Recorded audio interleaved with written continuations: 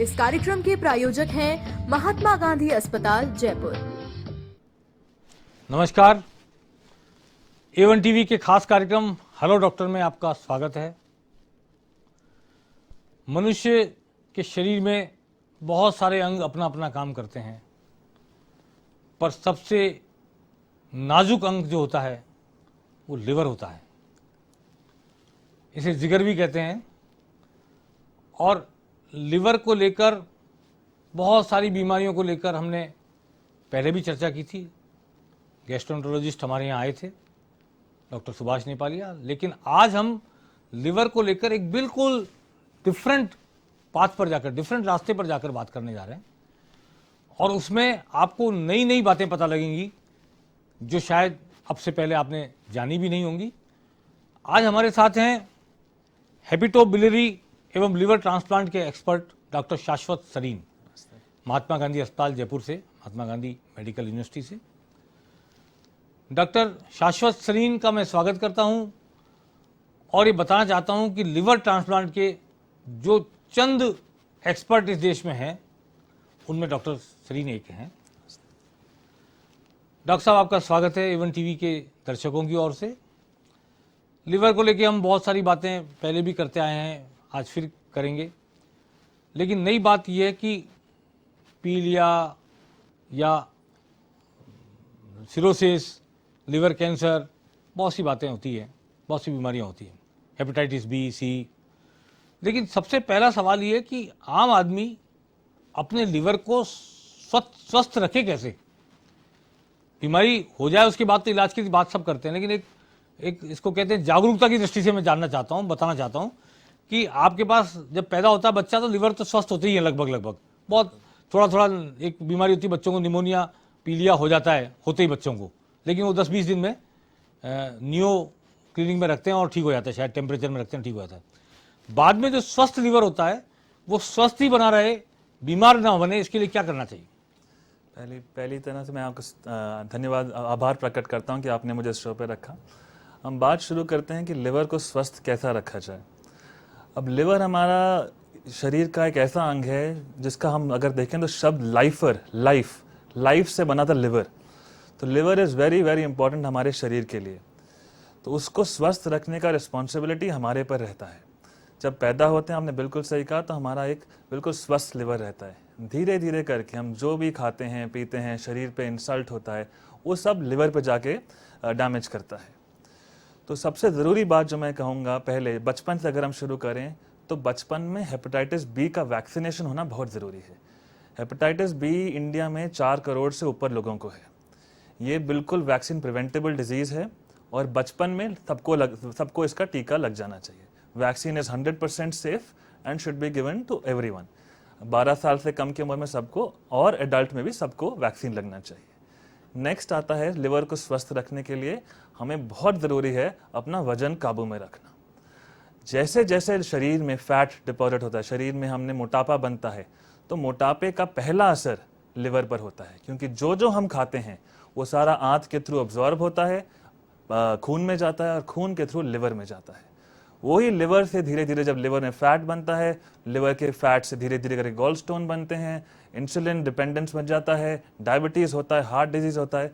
तो ये सारी चीज़ें पहले लिवर से शुरू होती हैं। तो दूसरी मैं पॉइंट आपको ये बताना चाहूँगा कि अपने लिवर को हेल्दी रखने के लिए अपना वेट बहुत काबू में रखें। तीसरी बात बचाने के लिए, आप जानते ही, ये तो कॉमन नॉलेज है कि अल्कोहल का लेना लिवर के लिए अच्छा नहीं होता। लोग बड़े साल तक अल्कोहल लेते हैं और धीरे धीरे कर ये लिवर को डैमेज करता है, और 5-6 साल बाद कई मरीजों में और कम भी होता है, ये धीरे धीरे सिरोसिस में डेवलप हो जाता है। डॉक्टर साहब, कोई सीमा है कि इतना अल्कोहल लें जब तक तो कुछ नहीं होगा, ऐसा कुछ है? कई लोग कहते हैं, पीने वाले लोग, कि साहब 1-2 पैक से क्या होता है? देखिए, पीने वाले लोग जब बोलते हैं 1-2 पैक, तो कभी 1-2 पैक पहली बार लेते नहीं है, वो कहने की बात है जी। तो कहते हैं कि एक यूनिट जो हम कहते हैं, एक यूनिट अल्कोहल, वो 1 बियर हो या 1 पाइंट बियर का हो या 1 ग्लास विस्की का हो, एक जो शॉट होता है 30 ml का, तो उससे कम दिन में अगर लें, तो 1 से कम लेंगे तो लिवर में डैमेज होने के चांस कम रहते हैं। उससे ज़्यादा लेंगे तो अवश्य चांस है कि लिवर डैमेज हो सकता है। जी। धूम्रपान का भी कोई असर लिवर पर होता है? धूम्रपान का लिवर पर असर नहीं होता, लेकिन धूम्रपान लेने वाले शराब हमेशा साथ में लेते हैं। जी। जी। चलिए, लेकिन ये लिवर में जो मान लो अल्कोहल नहीं लेते, नॉन वेज खाते हैं, लेकिन उसका क्या कोई असर होता है? तो नॉन वेज खाने से लिवर पर उतना असर नहीं होता, नॉन वेज खा सकते हैं। आजकल की जो रिसर्च कह रही है कि नॉन वेज हम लोग क्यों खाते हैं, हमें सब लोग बता रहे हैं कि नॉन वेज में प्रोटीन बहुत अच्छा मिलता है, ज़्यादा प्रोटीन मिलता है, जो इंडियन खान पान होता है उसमें प्रोटीन कम रहता है। लेकिन अब जो नई रिसर्च पूरी दुनिया भर में आ रही है, और जो सारे अमेरिका वाले लोग भी अब ये सोच रहे हैं कि जो हमारे प्लांट के प्रोटीन होते हैं, चना, दाल, छोले, राजमा, तो ये वाले जो प्रोटीन होते हैं ये ज़्यादा बेनिफिशियल होते हैं, ज़्यादा अच्छे होते हैं हमारे लिए एज़ कम्पेयर टू जो नॉन वेज से प्रोटीन आता है। तो नॉन वेज से उतना असर नहीं पड़ता लिवर पर, लेकिन अगर प्रोटीन के लिए खा रहे हैं तो हमेशा जो प्लांट प्रोटीन होता है, जो पौधों से प्रोटीन मिलता है हमें, वो हमेशा बेटर, उसका मैच नहीं है, बेटर रहता है। हाँ जी जी। डॉक्टर साहब, ये तली गली चीज़ें जो खाते हैं, बाजार का fast food, junk food, pizza खा रहे हैं और बर्गर खा रहे हैं, ये क्या? देखिए, इसका ना मैं आपको बड़ा सिंपल तरीका बताता हूँ। देखिए, अब चार्टर्ड अकाउंटेंट के पास जाते हैं तो एक इनकम होता है, एक एक्सपेंडिचर होता है जी। तो जब आप बाहर का खाना खाते हैं तो हर जने का ना एक रिक्वायरमेंट होता है, डेली रिक्वायरमेंट कैलोरीज का। तो जैसे अगर कोई 5 फुट 6 इंच या 5 फुट 8 इंच का कोई आदमी है जिसका 60 किलो वेट है, तो उसका डेली कैलोरिक रिक्वायरमेंट, अगर उसका डेस्क का जॉब है, ज़्यादा बैठने का जॉब है, तो करीब 1800 से 2000 कैलोरी का रहता है। वो खाना खाता है बाहर से, आप बाहर से पिज्ज़ा खाओगे तो 600 कैलोरी ऐसे ही हो गया। तो हर रोज़ जब आप जितना खर्च नहीं करते उससे ज़्यादा खाना खाते हो तो वो डिपॉजिट हो जाता है, बढ़ जाता है। अगर आप 100 कैलोरी भी रोज़ का एक्स्ट्रा खाएंगे तो एक साल में 36,000 कैलोरी बढ़ जाएंगी। वो फैट बढ़ जाएगा, वो फैट में कन्वर्ट होगा। वो फैट जाएगा कहाँ पे? लिवर में जाएगा, हार्ट में जाएगा, किडनी में, पैंक्रियास में जाएगा, तो वहाँ पे असर पड़ता है। तो ये धीरे धीरे करके इफेक्ट पड़ता है। बात भी ये है कि कोई एक आध बार तो खाता नहीं, लोगों की आदतें बन जाती हैं। वो आदतें तोड़ना थोड़ा मुश्किल है, लेकिन ज़रूरी बहुत है। कचौड़ी पकौड़ी, समोसे। देखिए, जब तक आप जितना खा रहे हैं उससे ज़्यादा स्पेंड कर रहे हैं, आप एक्सरसाइज करिए, दिन में 1 घंटा एक्सरसाइज करिए, पसीने लाइए, तो आप खाएंगे लेकिन वो खर्च हो जाएगा। नहीं, मैं इस दृष्टि नहीं कर रहा। कहते हैं, जो मैंने जितने भी लोग गैस्ट्रोलॉजिस्ट मिलते हैं, कहते हैं यार तली हुई चीज़ मत खाओ, तेल में तली हुई चीज़ मत खाओ। तो तेल में तली हुई चीज़ में फैट ज़्यादा होता है। अच्छा, फैट की वजह से फैट ज़्यादा होता है, वो तली हुई चीज़ में फैट होता है। तो अगर जिसका लिवर थोड़ा सा खराब हो, जिसका बाइल में, गॉल ब्लैडर में स्टोन हो, तो ये तली हुई चीज़ें फिर आगे जाके दिक्कत करती हैं। क्यों हमारे कोटा में तो लोग कोटा कचौड़ी सुबह लाइन लगा खाते हैं, उसके बिना उनको खाना नहीं पचता। तो ऐसे बहुत लोगों की आदत है 10-10, 20-20 कचौड़ी रोज सुबह खाने की, बिल्कुल खाने, तो अल्टीमेटली वो डिपॉजिट हो जाता है फैट। वो सारा जाता है लिवर के अंदर, वो जाता है हार्ट की आर्टरी में, और फिर जाके आगे जाके पक्का दिक्कत देता है। अच्छा जी जी। डॉक्टर साहब, लिवर जो है अकेला ऐसा अवयव है जिसमें अगर 1% भी एक्टिव है तो वो 100% रीजनरेट हो जाता है, और 1% भी खराब होता है तो कहते हैं 100% को खराब कर देता है। Is it true? नहीं, ऐसी बात नहीं है। लिवर एक ऐसा बड़ा यूनिक ऑर्गन है जो अपने आप को हील करता है। अगर हम चोट पहुंचाते हैं लिवर को, तो लिवर अपने आप को डिवाइड करके रीजनरेट करता है, नए लिवर के सेल बनाता है जी। तो जब जब हम कुछ खाते हैं, जब जब हम अल्कोहल लेते हैं, तो कुछ थोड़ा बहुत चोट लिवर पे आती है, लेकिन लिवर रीजनरेट करता है, अपने आप को हील करता है। लेकिन जब हम बार बार ये लेते हैं, कई सालों तक लेते हैं, तो ये सीमा के बाहर बढ़ जाता है, तो लिवर रिकवर नहीं कर पाता। तो 1% तो मैं कहूँगा सही नहीं है। लेकिन जैसे फॉर एग्जांपल मैं ट्रांसप्लांट सर्जन हूँ, तो जब हम ट्रांसप्लांट करते हैं तो लिवर कोई डोनेट करता है, कोई अगर परिवार का सदस्य डोनेट करता है, तो हम 2/3 लिवर, मतलब अराउंड 60% लिवर, 60% लिवर डोनर से निकाल के, जिसको लिवर ट्रांसप्लांट की ज़रूरत है, उसमें लगाते हैं। तो दोनों डोनर और रिसिपिएंट के लिवर नॉर्मल साइज बन जाते हैं करीब 4 हफ्ते में। तो लिवर में इतनी कैपेसिटी रहती है। तो आप ये समझिए कि आपने लिवर को इतना डैमेज करा है, जिनका सिरोसिस होता है, इतना डैमेज किया है कि लिवर अब रिकवर भी नहीं कर पा रहा, इस क्षमता के बावजूद भी रिकवर नहीं कर पा रहा। डॉक्टर साहब, ये 40% रह जाता है डोनर के पास। हाँ जी, वो 40% 4 हफ्ते में 100% हो जाता है वापस। बिल्कुल। ये लिवर की बहुत यूनिक कैपेसिटी है, ये रीजनरेट करने की। लिवर की बनावट बदल जाती है, लेकिन लिवर का जो साइज है वो वैसे का वैसा ही हो जाता है, और वर्किंग पूरी 100% पूरी वर्किंग 100% हो जाती है जी। तो 40, और जिसको 60% लगाया आपने, उसके भी 100% हो जाएगा। हाँ जी। तो क्योंकि 60 हम इसलिए लगाते हैं क्योंकि जो मरीज बीमार होता है उसको उस टाइम लिवर का रिक्वायरमेंट ज्यादा रहता है। जी जी। तो इसलिए हम उसको 60-65% लगाते हैं, और उनका भी लिवर करीब करीब 4 से 6 हफ्तों में पूरा बन जाता है। लिवर डॉक्टर साहब, ये चाकू कैंची से काटते हैं, कोई और सिस्टम भी है इसको? तो लिवर को काटने के लिए बड़े अब तो हाईटेक उपचार और इंस्ट्रूमेंट आ गए हैं, एक बड़ा स्पेशलाइज साइंस है। तो ये 1900 की बात है जब लिवर को हम चाकू से बिल्कुल, हाँ, काटते थे। जी, जी, जी। अब तो एक बड़े स्पेसिफिक सिस्टम आते हैं, क्यूसा नाम का एक होता है और सिस्टम, और अलग अलग हार्मोनिक नाम के बड़े अच्छे अच्छे इंस्ट्रूमेंट आ गए हैं, जिससे अब हम लिवर सर्जरी, पहले के ज़माने में करीब 50-60 साल पहले तो लिवर सर्जरी अगर आप करने जाएं तो करीब 20% जान जाने का खतरा होता था। जी। अब ये कम होके करीब 2 से 3% हो गया है केवल। तो liver surgery is very safe now if it is done अच्छी अच्छी जगहों पे विद प्रॉपर इंस्ट्रूमेंट्स।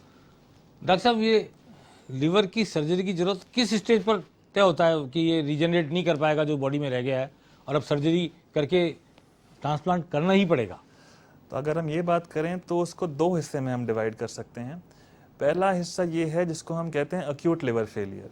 ये किन्हीं किन्हीं मरीजों में होता है जिनमें मैं बोलूँ जैसे टीबी का कोई दवा लिया, टीबी की दवा लेने से काफ़ी बार पीलिया हो जाता है और पीलिया होकर लिवर फेलियर हो सकता है। जी। किसी ने देसी दवाई खाई, देसी दवाई में पता नहीं क्या क्या मिला हुआ है, उसको हो गया लिवर फेलियर। तो इसमें ऐसा होता है कोई चलता फिरता बिल्कुल हफ्ता 10 दिन में पीलिया हुआ, वो गफलत में गया और इससे दिमाग पर प्रेशर बढ़ जाएगा और अगर ट्रांसप्लांट ना हो तो जान खो जाते हैं। तो पहला तो ये हुआ अक्यूट लिवर फेलियर, ये थोड़ा कम होता है। लेकिन जो मोर कॉमन सोसाइटी में ज़्यादा होता है वो है सिरोसिस। सिरोसिस तब होता है जब कई कई सालों से, भले ही वो अल्कोहल से हो या हेपेटाइटिस बी या सी हो या फिर केवल फैट ओबेसिटी से हो, नॉन अल्कोहल फैटी लिवर, इन सब चीज़ों से धीरे धीरे करके 5-7 सालों में 10 सालों में सिरोसिस हो जाता है। कोई बहुत ज़्यादा भूखे रहते हैं, अनशन करते हैं, उससे भी होता है क्या? नहीं, ऐसे नहीं होता। सिरोसिस जब एक बार हो जाए तो हर मरीज जिसको सिरोसिस है उसको ट्रांसप्लांट की आवश्यकता नहीं है जी। लेकिन सिरोसिस होने के बाद भी आपको बता दिया, आप डॉक्टर के पास गए, डॉक्टर ने बोला कि आप शराब ले रहे हैं, आपको सिरोसिस हो गया, उसके बाद भी आप पीते रहें, यह हेपेटाइटिस बी जानते हुए भी आप अपने लिवर को डैमेज देखते रहें कि होते रहे, तब उन केस में पेट में पानी पड़ जाता है, खून की उल्टी हो सकती है, वो गफलत में चले जाएं, उल्टा सीधा बोलें। तो इन कंडीशन में ट्रांसप्लांट ना करना वो दिक्कत वाला हो जाता है इसमें, क्योंकि मरीज की लाइफ स्पैन 2 साल से भी कम हो जाती है। डॉक्टर साहब, सबसे पहले चूंकि लिवर खराब होता है तो एकदम कोई ऐसी घटना नहीं होती बॉडी में कि आपको पता लगे लिवर खराब हो गया। बाकी चीज़ों में तो बुखार आ जाता है, सर दर्द होता है और कई पेट में दर्द होता है, लेकिन लिवर में जब कुछ होता है मेरे ख्याल से तो कुछ भी पता नहीं लगता। 2-5 दिन तो ऐसे निकल जाते हैं, आपको 10 दिन तक पीलिया हो गया और आपको पता नहीं लगा। तो सबसे पहले कैसे पता करे आदमी मेरा लिवर खराब हो गया, कैसे पता चलता है? तो पहले क्योंकि जैसे हमने डिस्कस किया, आपने बिल्कुल सही बताया, लिवर रीजनरेट करता है, तो आप इतना उसको डैमेज कर रहे हैं मगर वो अपने तरफ से पूरी कोशिश कर रहा है कि मैं बॉडी को चलाते रहूं। लेकिन एक समय पे जब वो सीमा पार हो जाती है तब मरीज को पेट में पानी पड़ जाता है ना, पैर में पानी पड़ गया, पैर सूज गए, कुछ उल्टा सीधा बोल रहा है। एक बहुत कॉमन होता है कि रात को जगता है, दिन में सोता है, बिल्कुल कमजोरी आ गई, 4 बजे बोले ना, कुछ घर यहाँ बैठे हुए हैं कुर्सी में मगर 4 बजे ऐसा लगा कि बहुत थक गए और कुछ काम नहीं करा जा सकता है। और बात करें पीलिया की, तो पीलिया अगर जब होता है तो आंखें पीली पड़ती हैं और पेशाब पीला पड़ता है। नाखून भी पीले पड़ते हैं बताएं? नाखून भी पीले पड़ते हैं। नाखून तब पीले पड़ते हैं जब पीलिया काफी बढ़ जाता है जी। आंखें पीली पड़ती है तो ज्यादातर ऐसा ही होता है, कोई आसपास जो आपके दोस्त या कोई परिवार वाले हैं वो आपको बताते हैं। कभी कभी आपको खुद ही चले जाता है, जब आप बाथरूम जाते हैं तो आप देखते हैं कि पेशाब को ज्यादा पीला निकल रहा है। तो ये इन चीजों में से कोई भी आपको सिम्टम हो तो अवश्य जाके किसी डॉक्टर को कंसल्ट करें। और टेस्ट वही बिलोरबिन और ओटीपीटी, एचजीओटी, एचजीपीटी? तो अब अच्छे हमारे पास टेस्ट काफी आ गए हैं। तो अगर आपको पता करना है कि आपका लिवर कितना स्वस्थ है, तो पहले तो एक जरूरी बात है पता करना कि परिवार में किसी को ऐसे लिवर डिजीज पहले तो नहीं थी। तो पहले चीज पता करना चाहिए कि परिवार में मदर, फादर, भाई, किसी और को या तो डायबिटीज या लिवर डिजीज या हाइपरटेंशन, इन सब चीजों से रिस्क फैक्टर बढ़ते हैं। तो ये पहली बात हुई। फिर अपने टेस्ट की बात करें तो एक तो खून के टेस्ट होते हैं जो हम कहते हैं LFT, लिवर फंक्शन टेस्ट, तो ये तो हर लैब में होते हैं। दूसरा जो होता है हम कहते हैं एक सिंपल अल्ट्रासाउंड आप पेट का करा लीजिए, तो उससे पता लग जाए कि लिवर की बनावट कैसी है, लिवर पे चोट तो नहीं आई है। आजकल एक बड़ा अच्छा नया इंस्ट्रूमेंट आ गया है, इन्वेस्टिगेशन आ गया, उसको हम कहते हैं फाइब्रोस्कैन। वो फाइब्रोस्कैन क्या करता है, आपके लिवर की सख्ता चेक करता है, कितना सख्त है लिवर। तो जितना मुलायम और नरम लिवर होता है उतना अच्छा होता है जी। और जितना जैसे जैसे इस पर चोट लगती है, सिरोसिस होता है, वो लिवर सख्त हो जाता है। तो फाइब्रोस्कैन एक बड़ी सिंपल सी चीज है, वो आपके इधर रखते हैं, एक प्रोब रखते हैं अल्ट्रासाउंड जैसा, और साउंड की वेव मारते हैं और उससे कैलकुलेट करते हैं कि लिवर कितना सख्त है, कितना मुलायम है। तो उससे हमें पता लग जाता है कि कितना लिवर पे डैमेज हुआ है। आंखें पीली पड़ती हैं, फिर नाखून पीले पड़ते हैं, पेशाब पीला आता है, तो आदमी को लगता है कि हुआ है। और भी लीवर की दूसरी बीमारियां, सिरोसिस वगैरह, इनका कैसे पता लगता है? तो एक बार आपको इनमें से कोई भी सिम्टम हो इनमें से, तो आप जाके डॉक्टर किसी भी डॉक्टर को दिखाएंगे तो वो जांचें करेगा आपकी। तो पहले जो 4 या 5 हमारी प्रमुख बीमारियां रहती हैं, हेपेटाइटिस बी, सी, वो आपके गैस्ट्रोएंटरोलॉजिस्ट देखते हैं। इसके अलावा जिसको सिरोसिस होता है जी, उनमें लिवर कैंसर होने के चांस बहुत होते हैं। और ये जो मरीज़ होते हैं लिवर कैंसर के, इनका ट्रीटमेंट बहुत अच्छी तरह से संभव है। अलग अलग जांचें अवेलेबल हैं, अलग अलग ट्रीटमेंट ऑप्शंस अवेलेबल हैं। और अगर इसको हमने अर्ली कैच कर लिया, जल्द ही पकड़ लिया, तो इसमें बहुत अच्छा सर्वाइवल जी, पॉसिबल होता है। जी।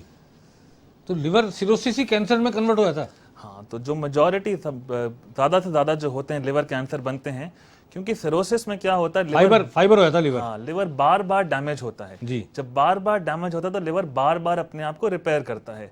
उस रिपेयर के दौरान कुछ सेल जो होते हैं नॉर्मल की जगह अब नॉर्मल बन जाते हैं, और वही अब नॉर्मल सेल आगे जाके फिर कैंसर प्रोड्यूस करते हैं, कैंसर हो जाते हैं। जी, तो जिसको सिरोसिस होता है उसका हमारी तरफ से राय रहती है कि आप हर 6 महीने में या तो अल्ट्रासाउंड या फिर किसी डॉक्टर को जाके बाकी जांचें कराते रहिए, तो आपको पता लग जाएगा अर्ली स्टेज में कि आपको लिवर कैंसर तो नहीं है।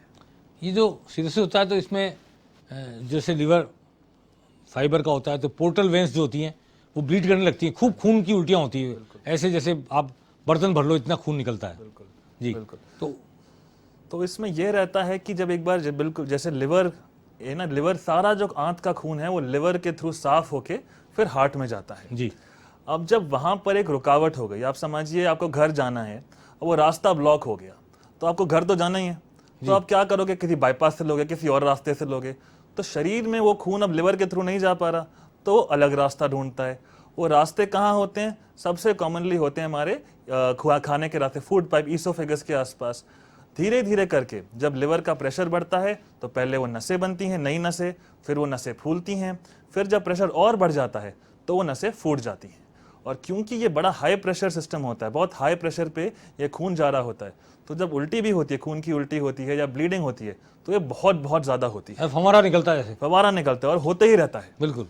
और इसमें यह ज़रूरी है कि आप अस्पताल में जाएं, एंडोस्कोपी के थ्रू ट्रीटमेंट कराएं, और ये अगर काफ़ी समय तक रहे और सिरोसिस बढ़ते रहे तो फिर ट्रांसप्लांट की नौबत आ जाती है। जी, जी।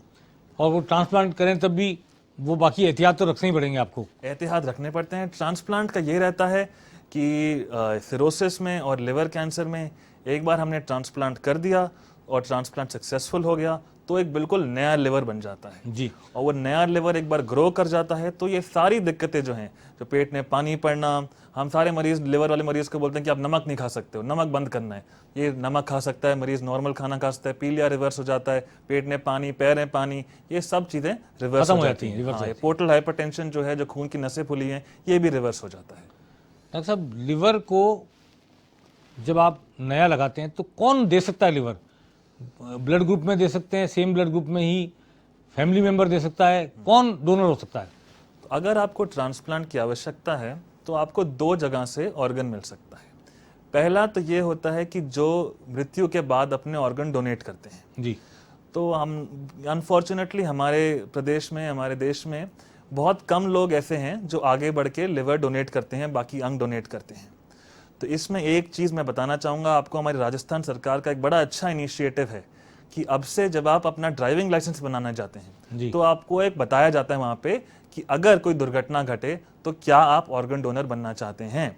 तो अगर आप हाँ बोलते हैं तो आपके ड्राइविंग लाइसेंस में एक छोटा सा हार्ट बन के आता है कि आप हाँ ऑर्गन डोनेशन के लिए तैयार हैं। तो ये पहली बात है। तो एक तरह का ऑर्गन डोनेट किया जिसकी मृत्यु हो गई और मृत्यु के बाद डोनेट किया।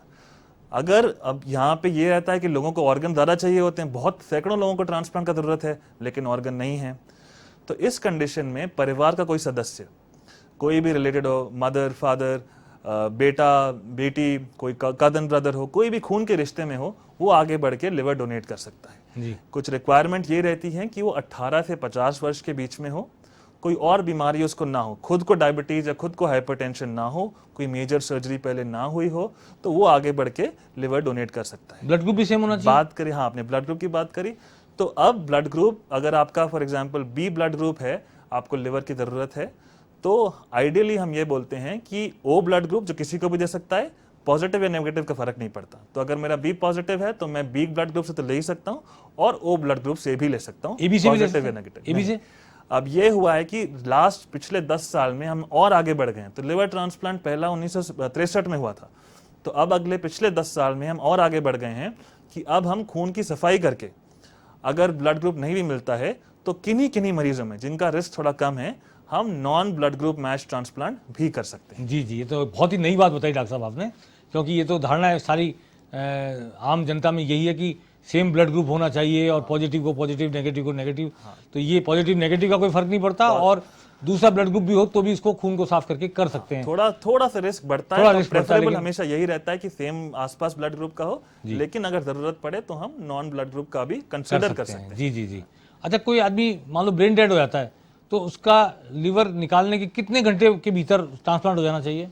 तो हर ऑर्गन अलग अलग तरीके से होता है। लिवर हम लोग कहते हैं कि करीब 12 से 14 घंटे के बीच में ट्रांसप्लांट वापस दूसरे मरीज में हो जाना चाहिए। जी जी। तो जब हम कोशिश तभी यही करते हैं, हमने पढ़ा हो ग्रीन कॉरिडोर बनते हैं और टीम्स बड़े फ्लाइट लेके जाती हैं, जल्द की जल्द काम होता है, क्योंकि एक लिवर की एक लाइफ स्पैन रहती है जब तक वो ठीक रहता है। हार्ट की तो और भी कम होती है। हार्ट की करीब 6 से 8 घंटे रहती है, जी। लंग्स की भी करीब 6 घंटे रहती है, किडनीज की रहती है करीब 18 से 24 घंटे। अच्छा जी, तो ये लिवर ट्रांसप्लांट के बारे में डॉक्टर साहब, एक गॉल ब्लैडर में स्टोन होता है, गॉल ब्लैडर की भी सर्जरी होती है, उस पर भी चर्चा करना चाहूँगा आपसे कि गॉल ब्लैडर में स्टोन कैसे हो जाता है और उसका क्या इलाज है? तो गॉल ब्लैडर के स्टोन अगर आप देखें तो जन पॉपुलेशन में करीब 10 से 15% मरीज में निकलेगा, नॉर्मल लोगों में मिलेगा, मरीज तो में नहीं। मगर अगर हम देखिए, हम सारे इधर स्टूडियो का भी सबका अगर अल्ट्रासाउंड करें 100 लोगों का, तो करीब 10 से 15% लोगों में गॉल स्टोन निकलेगा। वो इसलिए बनता है, सबसे जरूरी है कि मोस्ट कॉमन की फैट होता है शरीर में, तो फैट होता है तो फैट लिवर में जाता है, मोटापा लिवर में जाता है, तो लिवर में जाने के बाद ये जो पित्त होता है ये पित्त को बदल देता है, पित्त को गाढ़ा कर देता है, जो धीरे धीरे गाढ़ा होते होते पत्थर में कन्वर्ट हो जाता है। तो गॉल ब्लैडर का हमारा शरीर में ये हिस्सा होता है, ये पार्ट होता है कि वो पित्त को स्टोर करे, पित्त को रखता है। तो अगर वो पित्त थोड़ी गाढ़ी हो जाती है तो गाढ़ी होके वो जम के पत्थरी बन जाती है। ये बताना मैं आपको जरूरी समझता हूं कि सारे मरीज जिसको गॉल स्टोन है उनको सर्जरी की आवश्यकता नहीं है। अगर 100 मरीज मैं कहूं जिनको गॉल ब्लैडर का पत्थरी है तो सबके 100 के 100 में सर्जरी का जरूरत नहीं है। अगर आपको दिक्कत करता है वो गॉल स्टोन, कि आपको दर्द हो रहा है या खाने में दिक्कत हो रही है या जलन लग रही है, तब अवश्य सर्जरी से बेनिफिट होएगा। गॉल ब्लैडर सर्जरी क्या स्टोन निकाल देते हैं या गॉल ब्लैडर निकाल देते हैं? तो पूरे का पूरा हम लोग गॉल ब्लैडर एक पूरा निकाल देते हैं, स्टोन अकेले नहीं निकालते, गॉल ब्लैडर पूरा निकाल देते हैं। तो आजकल लैप्रोस्कोपी से गॉल ब्लैडर निकाल सकते हैं, बड़ी सक्सेसफुली निकलता है और 4 छोटे छोटे 1-1 सेंटीमीटर के निशान रहते हैं शरीर पे। और वो गॉल ब्लैडर निकलने के बाद भी बॉडी नॉर्मल तरीके से काम करती है? बिल्कुल नॉर्मल काम करती है, हमारा शरीर बहुत ही अडेप्ट करता है। तो गॉल ब्लैडर तो केवल पित्ते को स्टोर करता है, रखता है, तो उसके जब हमने गॉल ब्लैडर निकाल दिया तब शरीर में जो होता है, बाकी जो होता है बाइल डक्ट जो होता है, पित्ते का रास्ता थोड़ा सा बढ़ जाता है और वो काम करता है गॉल ब्लैडर का, और दिक्कत नहीं आती आगे जाके। जी जी, तो ये एक नई बात बताई आपने कि पथरी हो जाए गॉल ब्लैडर में तो पथरी नहीं निकालना, गॉल ब्लैडर को निकाल देना है, और शरीर पर इसका कोई ऐसा इफेक्ट नहीं पड़ता कि आपकी जो दिनचर्या है वो इफेक्टेड हो। डॉक्टर साहब, ये जो सिरोसिस आपने बताया और कैंसर से डेवलप हो जाता है आगे चल के, कैंसर होने के और भी कारण है क्या लिवर के?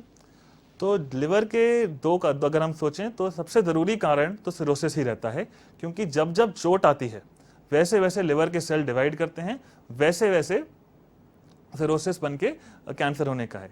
किन्हीं किन्हीं मरीज में क्या होता है, मोटापे के कारण जब पेट में मोटापा आता है तो मोटापा भी एक तरीके का सूजश कॉज करता है पेट के अंदर। जब वो सूजश होता है मोटापे के कारण, तो वही सूजश जो हमारा सिरोसिस और कैंसर बना रहा था, वो सिरोसिस के बिना मोटापे के कारण वो धीरे धीरे कैंसर में कन्वर्ट हो सकता है। इसको हम बोलते हैं नॉन अल्कोहलिक स्टीएटोहेपेटाइटिस, नैश बोलते हैं। तो नैश से सिरोसिस के बिना भी किन्हीं किन्हीं मरीजों में कैंसर होने का चांस रहता है।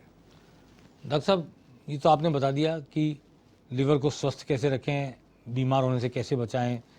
एक सवाल मैं आपसे एक जिज्ञासावश पूछना चाहता हूं कि स्टेम सेल की भी आजकल एक उसको प्रिजर्व करके रखने की, कि साहब इससे व्यक्ति की भविष्य की बीमारियां ऑर्गन्स डेवलप करके ठीक कर लिया जाएगा। पुराणों में भी उल्लेख है कि साहब ये जो पहले सूंड होती थी इसको सुरक्षित रखते थे, पुरखे हमारे बताते हैं इस बात को, तो आजकल उसी स्टेम सेल को हम सुरक्षित रखते हैं। क्या किसी व्यक्ति की स्टेम सेल सुरक्षित है बैंक में, उससे उसका लिवर खड़ा किया बनाया जा सकता है क्या नया? ये आपने बड़ा अच्छा सवाल पूछा, बड़ा साइंटिस्ट वाला सवाल पूछा जी। ये मैं कहूँगा ये अभी हम करीब 15 साल दूर हैं इस चीज़ से, करीब अच्छा। 15 से 20 साल अभी दूर हैं, क्योंकि वो स्टेम सेल को लिवर में बनाना उतना आसान नहीं है। इस पर बहुत रिसर्च चल रही है, क्योंकि अभी तक तो हम किसी और का डोनर कहीं और से ऑर्गन लेते हैं। तो हमारा तो यही ड्रीम है कि ऑर्गन अवेलेबल हो कहीं से भी, जैसे डायलिसिस का मशीन होता है उस तरह से कोई ऑर्गन भी खरीद लो, ऑर्गन खरीद के लगा दो। लेकिन अभी हमारी साइंस वहाँ तक पहुँची नहीं है। तो कुछ है जिसमें हम लोग केवल लिवर के सेल बना के, लैब में लिवर के सेल बना के हम पोर्टल वेन में दे देते हैं, लेकिन अभी वो क्लिनिकल स्टेज में नहीं पहुंची है। जी जी, पर ये मेरी एक कल्पना से उपजा हुआ सवाल बहुत था, अच्छा सवाल था कि स्टेम सेल से जब हाँ। व्यक्ति का शरीर नया बन सकता है तो लिवर बन सकता है क्या? एक सवाल मैं ये करना चाहता हूँ डॉक्टर साहब, जैसे किडनी खराब होती है तो डायलिसिस हो जाता है, हार्ट भी खराब होता है तो आजकल आर्टिफिशियल हार्ट बन गए हैं। क्या ऐसा कोई बाईपास है कि लिवर आपका खराब है तो बाहर से आप कुछ ऐसा कोई कुछ मशीन लगा दें कि वो लिवर का काम करने लगे? बिल्कुल, आपने बहुत अच्छा सवाल पूछा। अब लिवर क्योंकि हार्ट और किडनी एक एक काम करते हैं। किडनी का काम है वो ब्लड में से यूरिन बनाना, पेशाब बनाना, साफ करना। हार्ट का काम है कि दिल को धड़कना और खून भेजना हर जगह। लिवर बहुत सारे काम करता है। लिवर शरीर में प्रोटीन बनाता है, लिवर शरीर में इम्यूनिटी बनाता है, लिवर शरीर में जो क्लॉट करता है, हमारे क्लॉटिंग फैक्टर खून को जमाता है वो करता है, साथ साथ सारा खाना लिवर करता है। तो उसकी मशीन बनाना मुश्किल है। मशीन अवेलेबल होती है, उसको हम मार्स और प्रोमीथियस कहते हैं। ये बड़ी एडवांस मशीन होती है, लेकिन ये किन ही समय, केवल कुछ समय के लिए 24, 48, 72 घंटे तक शरीर को सस्टेन कर पाती है। डायलिसिस तो आप कई सालों तक कराते रहे, लेकिन जो लिवर की जो डायलिसिस मशीन्स होती हैं, उनको कहते हैं लिवर डायलिसिस मशीन्स, वो कुछ ही समय तक लिवर और शरीर को सपोर्ट कर सकती हैं। तो ये हम लोग यूज करते हैं कॉमनली जब अक्यूट लिवर फेलियर होता है मरीज को, कि मरीज को बहुत गहरी चोट लगी है। नॉर्मली लिवर सिरोसिस नहीं है, उसको लिवर सिरोसिस नहीं है, लेकिन कोई दवा के कारण या कभी कभी प्रेगनेंसी में हेपेटाइटिस ए या ई के कारण बहुत गहरी चोट आती है लिवर की। अब लिवर हम जानते हैं कि रिकवर कर रहा है, वो रिकवर कर जाएगा। तो समय देने के लिए लिवर को कि 2-3 दिन हम समय दें कि हमारा खुद का लिवर रिकवर कर जाए, तो ये हम मशीनों का इस्तेमाल कर सकते हैं। तो एक सपोर्टिंग सिस्टम हो गया, बस सपोर्ट सिस्टम, मगर वो टेम्पररी सपोर्ट हुआ। जी जी जी, डायलिसिस की तरह नहीं, वो टेम्पररी सपोर्ट हुआ। बड़ी एक वो सबसे चर्चित मामला अमिताभ बच्चन की कूली फिल्म में जो चोट लगी और उसकी वजह से कहते हैं वो 1/3 लिवर काम कर रहा है मेरा। तो क्या इसमें कुछ जानकारी है आपको कि क्या कि उनका भी अब लिवर है? जितना थोड़ी बहुत जानकारी है मुझे कि उनका लिवर में थोड़ा सिरोसिस तो अवश्य है, लेकिन वो जैसे बिल्कुल स्ट्रिक्ट नहीं ड्रिंक करते, बिल्कुल अल्कोहल छूते नहीं हैं, क्योंकि उनका लिवर ऑलरेडी डैमेज्ड है। तो जितना पता है कि ही हैज टेकन, उन्होंने बहुत ध्यान रखा है अपने लिवर का, बड़ा ध्यान रखते हैं, काम कर रहे हैं, लिवर काम करता। तभी भी आप देखिए उनके साथ अगर आप ध्यान रखें तो आप फिर भी इतना बच्चन जी जैसा एक एक्टिव लाइफस्टाइल बिल्कुल जी सकते हैं। वो बिल्कुल केयरफुल केयर रखते हैं, फॉलो अप करते हैं, ट्रीटमेंट लेते हैं। इसलिए मैं समझता हूँ कि जो लिवर डैमेज होने के कारण, लिवर की बीमारी के कारण जो लोग परेशान हैं, उनके लिए शायद आदर्श उदाहरण है अमिताभ बच्चन का कि कितनी एक्टिव लाइफ बिल्कुल लिवर परमानेंट डैमेज होने के बाद भी वो जी रहे हैं। बिल्कुल। डॉक्टर साहब, आप हमारे स्टूडियो में आए, लिवर ट्रांसप्लांट को लेकर, लिवर की बीमारी को लेकर इतनी सारी आपने बात की। डॉक्टर शाश्वत सरीन, तो मैं डॉक्टर साहब आपका बहुत शुक्रिया अदा करता हूं कि आज डॉक्टर साहब आप आए और इतनी सारी बातें आपने हमारे दर्शकों को बताई। बहुत बहुत धन्यवाद। Thank you.